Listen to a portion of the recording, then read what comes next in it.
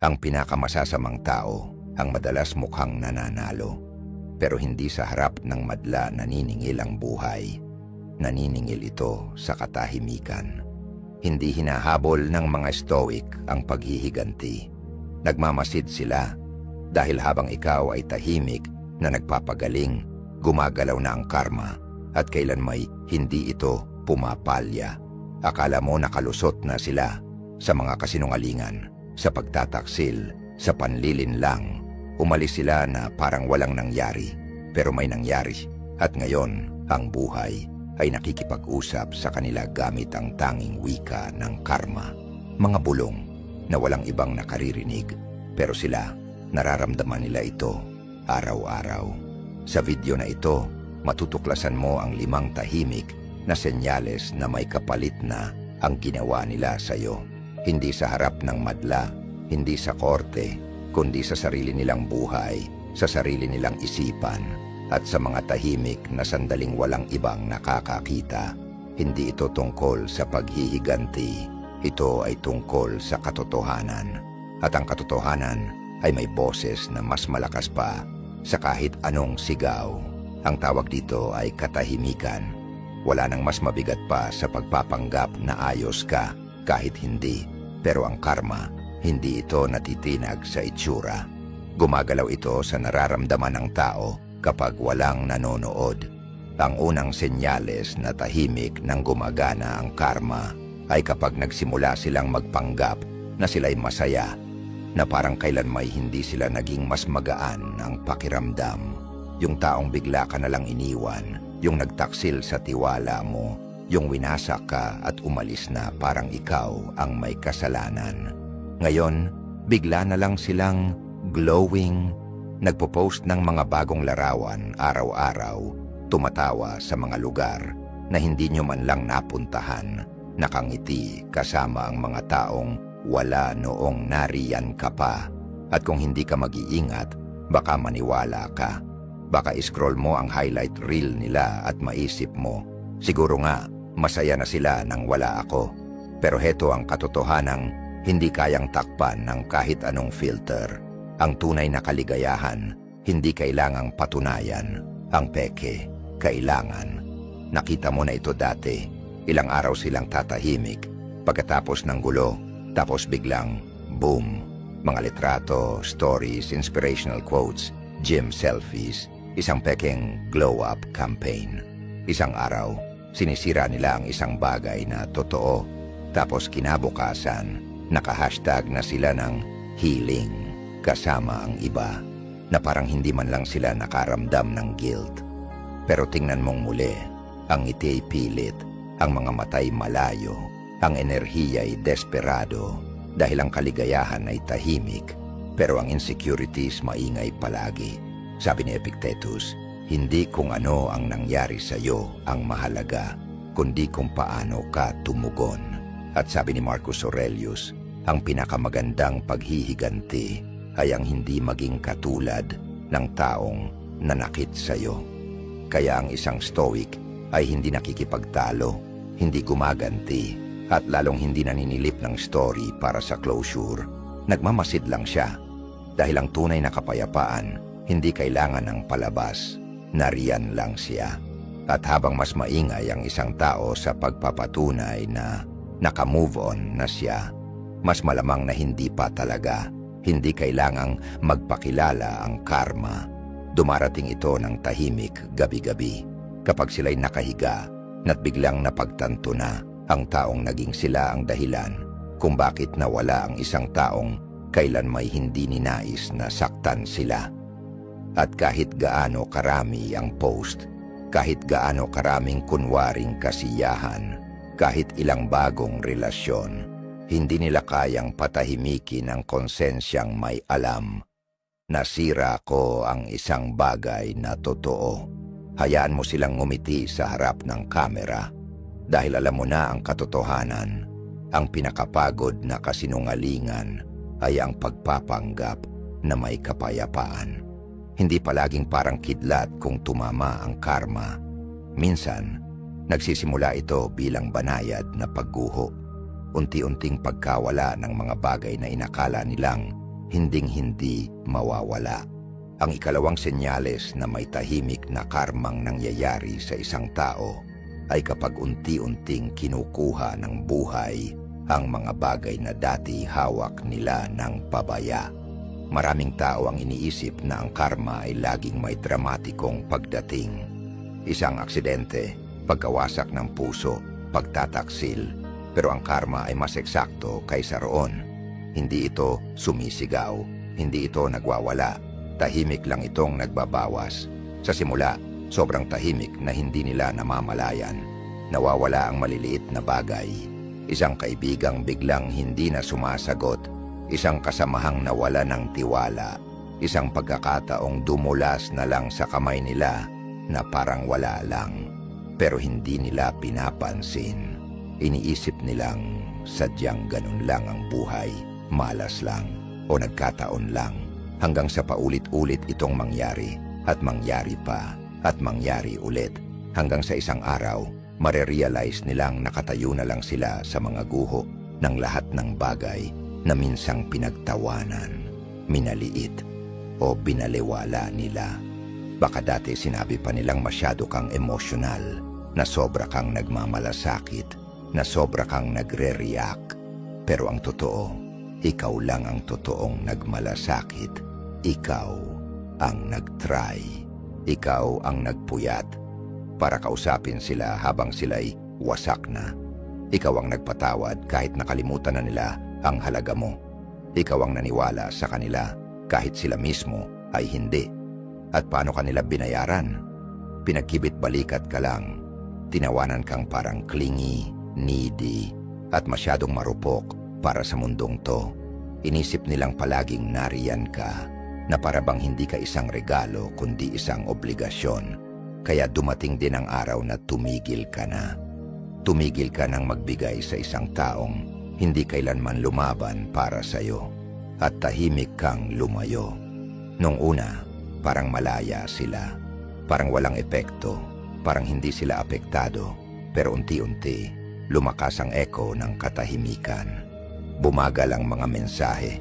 Lumiit ang bilog ng mga taong nasa paligid nila. Ang mga taong inasahan nilang andyan palagi. Naging kapareho nila. Makasarili, walang malasakit, pakabig. At bigla, lahat ng akala nilang pagpipilian ay naglaho. Ang suportang dati nilang natatanggap nang hindi humihingi, nawala. Ang ginhawang dala ng pagiging tunay na nauunawaan ng isang taong talagang nagmamahal, hindi mapalitan. Dahil walang sino man ang kayang punan ang puwang na dati ikaw ang humahawak. Lalo na ang isang bagong tao na ang alam lang ay ang bersyon nilang nagkukunwaring okay na. Sabi ni Marcus Aurelius, huwag ka nang magsayang ng oras sa pakikipagtalo kung ano ang dapat na mabuting tao. Maging isa ka na lang. At ang ginagawa ng karma ay alisin ang lahat ng hindi tugma sa katotohanan. Kasi kapag may nanakit sa isang mabuting tao, hindi lang ikaw ang ipinagkanulo nila, kundi ang bersyon ng sarili nila na may akses sa kapayapaan, pagtitiyaga, pagpapatawad at lalim. Hindi pinarurusahan ng karma ang isang tao sa obvious na paraan. Pinarurusahan sila sa pamamagitan ng pagpapakita ng mismong bagay na pinili nilang bitawan at pinapamuhay sila sa mundo na wala na iyon. Lahat ng silid ay parang mas malamig. Lahat ng bagong relasyon ay parang mas manipis. Lahat ng tagumpay ay parang mas walang laman. Dahil sa kaibuturan ng kanilang pagkatao, alam nila may totoo silang hawak noon at pinakawalan nila ito. Hayaan mong mawala sila. Hayaan mong matuto sila.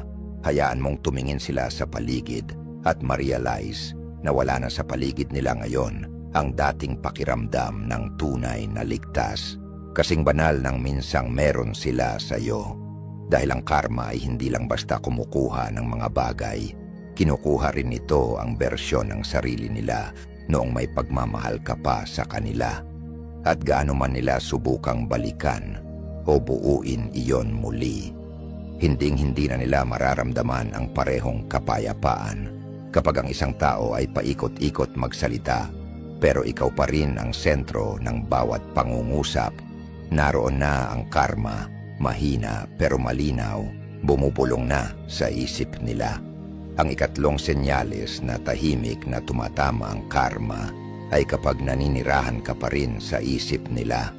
Kahit pa, kunwari hindi, kahit pa hindi nila banggitin ang pangalan mo, hindi sa harap ng tao, hindi direkta, pero makinig kang mabuti.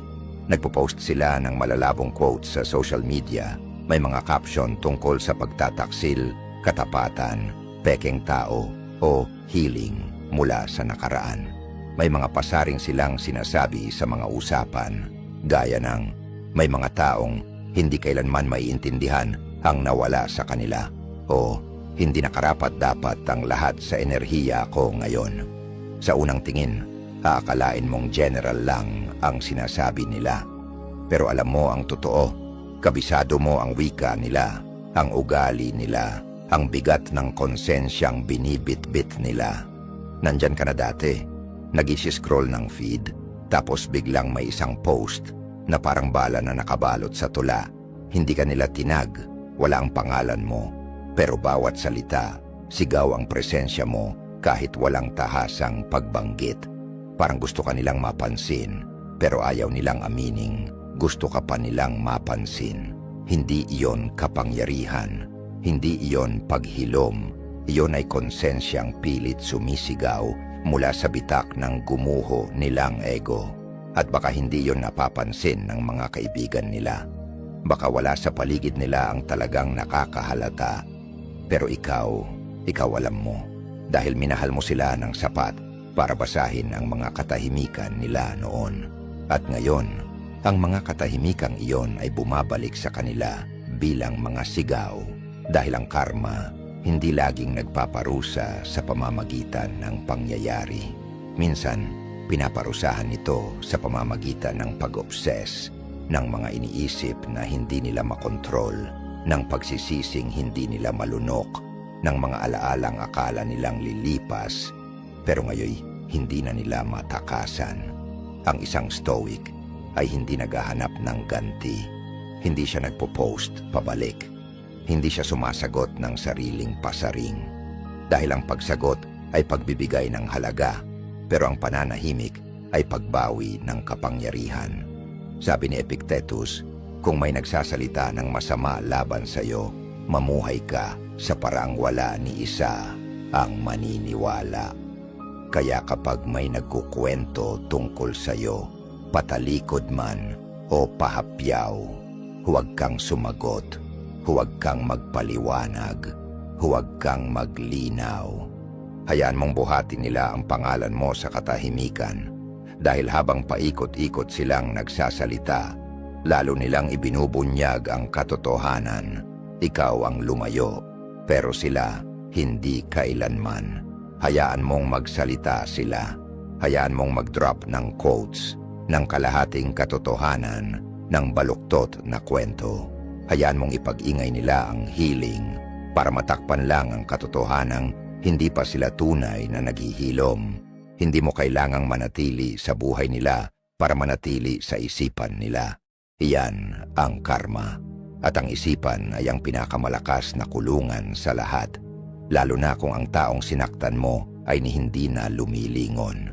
Manatiling tahimik dahil sa dulo, ang katahimikan pa rin ang nagsasabi ng lahat. Kapag sinaktan mo ang isang mabuting tao, hindi mo lang sila nawala. Nawala rin ang kakayahan mong magtiwala sa kahit sinong nagpapaalala sa kanila, kasama na ang sarili mo. Ang ikaapat na senyales na tahimik nang tinatama ng karma ang isang tao ay kapag nagsimula na silang mawalan ng tiwala sa ibang tao. At dahan-dahang nawawalan na rin sila ng tiwala sa sarili nila. Sa simula, akala mo protection lang, pinapalit ang mundo nila, umiiwas magbukas ng damdamin, nagiging picky sa kung kanino sila nagbibigay ng enerhiya. Sinasabi pa nilang, ayoko na lang talaga magtiwala o puro peke na ang mga tao ngayon. Pero sa ilalim ng matigas na panlabas, hindi lakas ang naroon. Hindi iyon boundaries, hindi iyon paghilom, takot iyon, Yung takot na tumutubo sa anino ng konsensya. Nakita mo na yan mangyari. Dati silang bukas, madaldal, masayahin, nagtitiwala agad. Pero mula nang saktan ka nila o ang iba, may nagbago. Hindi lantaran, pero malalim, tahimik, dahan-dahan. Ngayon, kinu-question nila ang motibo ng lahat. Inaakalang may pagtataksil kahit wala pa. Binabasa ang bawat salita, kilos, katahimikan. Laging alerto sa posibleng panlilin lang na sila mismo ang minsang ginawa. Bakit? Dahil sa kaibuturan ng kanilang pagkatao, alam nila kung gaano kasakit ang kaya nilang gawin. At kapag alam mong minsan kang nakapanakit ng taong hindi naman karapat-dapat saktan, nagsisimula kang maniwala na lahat ng tao ay may kakayahang gawin din iyon sa'yo. Iyan ang pinakapribadong parusa ng karma, ang pagdududa sa sarili. Hindi nito inihihiwalay ang tao sa iba sa pamamagitan ng puwersa, kundi sa pamamagitan ng unti-unting pagkasira mula sa loob. Ang boses na dati nagsasabing, "Ako ang may kontrol," ay ngayon mahina nang bumubulong, "Baka ako ang problema." At nakakakilabot ang ganong iniisip. Dahil kapag nagsimula kang hindi pagkatiwalaan ang sarili mo, nagiging imposible ang kapayapaan. Kahit gaano pa katahimik ang paligid. Sabi ni Seneca, ang taong gumagawa ng masama ay bihirang magtiwala sa iba dahil alam niya kung ano ang kaya niyang gawin. Alam na alam ito ng mga Stoic. Itinuro nilang ang panloob na kapayapaan mo ay direktang konektado sa konsensya mo. Kapag ang kilos mo ay salungat sa mga pinapahalagahan mo, hindi lang iba ang mawawala sa iyo, kundi pati sarili mo. Iyan ang ginagawa ng karma. Hindi palaging halata sa mata ang mga epekto. Minsan, lumilitaw ito bilang bitak sa panloob mong mundo. Isang pagkabalisa na hindi mo maipaliwanag, paninikip ng dibdib kapag masyadong maayos ang lahat, o isang boses na bumubulong, hindi mo ito deserve. Kahit pa magkaroon sila ng isang bagay na totoo, hayaan mong umupo sila sa katahimikang iyon. Hayaan mong questionin nila ang motibo ng lahat. Hayaan mong katakutan nila ang sariling anino na minsang itinapon nila sa iba. Dahil ang karma, hindi lang bumabalik bilang alaala. Kinukuha nito ang kapayapaan kapalit ng paranoia. At ang pinakamasahol na kulungan ay hindi nasa likod ng rehas. Ito ay nasa isipan kung saan ang bantay ay ang sarili mong konsensya. Kaya kung hindi na sila marunong magtiwala, huwag kang malungkot. Huwag mong piliting ayusin sila. Huwag mong balikan para patunayang hindi lahat ng tao ay pareho. Hindi mo trabaho iyon. Hindi mo kailanman papel ang maging tagapagligtas ng isang taong pinili ang pagkawasak. Ibinigay mo ang katotohanan. Ibinigay nila ang pagtataksil. At ngayon, ibinibigay ng karma sa kanila ang mismong bagay na karapat-dapat sa kanila. Hindi kaguluhan, hindi drama, kundi ang tahimik na pagbagsak ng tiwala sa sarili. Ang karma ay hindi sumisigaw. Ipinapakilala ka nito sa sarili mong mukha. At ang ikalima at pinakahindi matatanggihang senyales na tahimik na tinatamaan ng karma ang isang tao ay kapag ipinapadala sa kanila ng buhay ang isang taong kapareho nila. Hindi lang basta maling tao, hindi lang basta toxic, kundi isang salamin, isang naglalakad na refleksyon ng lahat ng bagay na minsan nilang ginawa sa taong nagmahal sa kanila. At ang refleksyong iyon, hindi dumarating na may ingay. Dumarating ito na kaakit-akit, matamis, nakakatawa, tulad ng kung paano sila noon habang kinukuha ang tiwala mo. Sa simula, parang tadhana. Aakalain nilang, eto na yon. Malakas ang chemistry, ila ang pinagtatawanan. Dati, hawak nila ang katapatan mo at basta ka na lang nilang tinalikuran. Ngayon, sila ang nagmamakaawa ng commitment mula sa taong laging kalahating paalang ang nakatapak sa relasyon. Sa una, Rason pa sila ng rason. Sinasabi nilang may issues lang talaga siya. Komplikado siya. Hindi lang siya naiintindihan. Pero dahan-dahan, may nakakakilabot na ideya ang bumabangon mula sa kaibuturan. Ito ang ginawa ko sa isang tao noon. Hindi nila ito sinasabi ng malakas. Baka hindi nila kailanman aminin. Pero binabagabag sila nito sa mga katahimikang gabi. Dumadalaw ito sa paghinto bago sila makatulog sa pagitan ng isa na namang nabigong pagtatangkang kumonekta. Dahil ang sakit na nararamdaman nila ngayon, hindi ito aksidente, hindi ito malas, ito ay pagkilala ng pattern at ito ang pinakamatulaing anyo ng hustisyang karmiko. Sabi ni Marcus Aurelius, ang pinakamabisang ganti ay ang maging hindi katulad ng taong nanakit sa iyo. Pero ang universo, hindi naghahanap ng ganti, naghahanap ito ng balanse. At ibinabalik nito ang balanse hindi sa pamamagitan ng pagpapahirap, kundi sa pamamagitan ng pagbibigay ng karanasang eksaktong katulad ng sakit. Na minsan nilang pinataw mula sa isang taong hindi nila kontrolado, hindi nila kayang ayusin, hindi nila kayang basahin. Hindi ito tungkol sa parusa, ito ay tungkol sa perspektiba. Dahil walang aral ang mas malalim kaysa sa aral na naramdaman. Dati, tinatawanan nila ang sobrang pagmamalasakit mo. Ngayon, umiiyak sila para sa isang taong wala man lang pakialam. Dati, minamaliit nila ang mga pangangailangan mo. Ngayon, tinatawag silang too much ng isang taong hindi kayang magpakita ng lambing. Dati, sila ang lumalakad palayo na parang walang makakaapekto sa kanila. Ngayon, sila ang nagmamakaawa na manatili ang isang tao na sumagot, na lumaban. At ang taong iyon, walang emosyon, isang kibit-balikat lang. At doon na nila mararamdaman, hindi biglaan, pero unti-unti, masakit at hindi maikakaila. Hindi lang sila nasasaktan, sila ay ginagaya. At ang salamin ay hindi nagsisinungaling. Hayaan mong makilala nila ang kapareho nila. Hayaan mong maramdaman nila ang kalituhan, ang kawalan ng kontrol, ang sakit ng pagiging nakita, ginamit, at isinantabi tulad ng ginawa nila sa iyo noon. Pero sa pagkakataong ito, wala na silang masisisi, walang pwedeng lokohin, walang kwento silang mababaluktot. Dahil ang taong nasa kabilang dulo ng sakit na ito ay sila rin nasa ibang katawan pero may parehong ugali. Hindi ito paghihiganti, ito ay pagbabalik. Ang karma ay hindi sumisigaw, hindi umaatake, at hindi sumisira, nagre-reflect ito. Kaya kapag tinanong nila, bakit nangyayari ito sa akin? Simple lang ang sagot, hindi ka pinarurusahan, ipinapakita lang sa iyo ang katotohanan. Hindi mo kailangang labanan ang mga taong matagal nang nakikipaglaban sa sarili nila. Hindi kailangan ng karma ang tulong mo.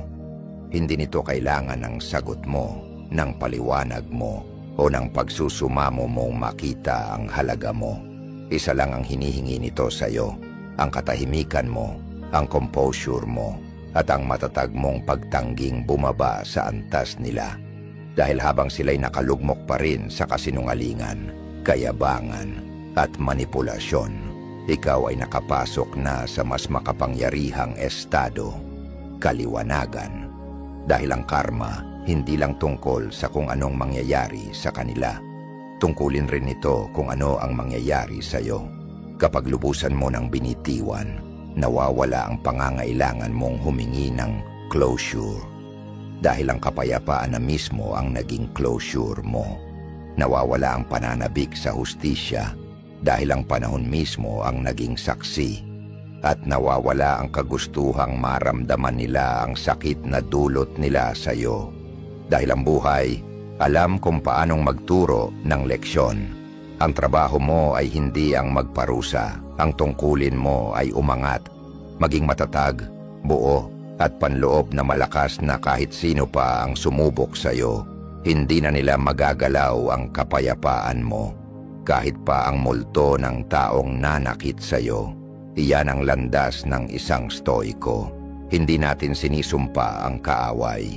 Hindi tayo naghahanap ng papuri o pagpapatunay. Tahimik tayong lumalakad pasulong, matatag, may disiplina, na siyang lubos na iginagalang ng karma. Kaya kung pinapanood mo ito at may taong nanakit sa iyo, isang taong hindi man lang humingi ng tawad, na nagkunwaring wala silang ginawang mali, na basta na lang lumayo na parang wala kang halaga, hayaan mo sila. Dahil kahit magmukha silang malaya, tahimik silang kinukulit ng isang bagay na hindi nila matakasan, ang katotohanan. At paniwalaan mo ito, ang mga taong nagsisinungaling sa iba, mahimbing ang tulog. Pero ang mga taong nagsisinungaling sa sarili nila, hindi na natutulog. Kung ang mensaheng ito ay tumama sa puso mo, huwag mong aksayahin ang lakas mo sa paghabol sa nakaraan. Mag-iwan ka ng komento sa ibaba, isang linyang pinakatumimo sa iyo, upang ipaalam sa iba na hindi sila nag-iisa. At kung ikaw ay nasa landas ng katahimikan at panloob na lakas,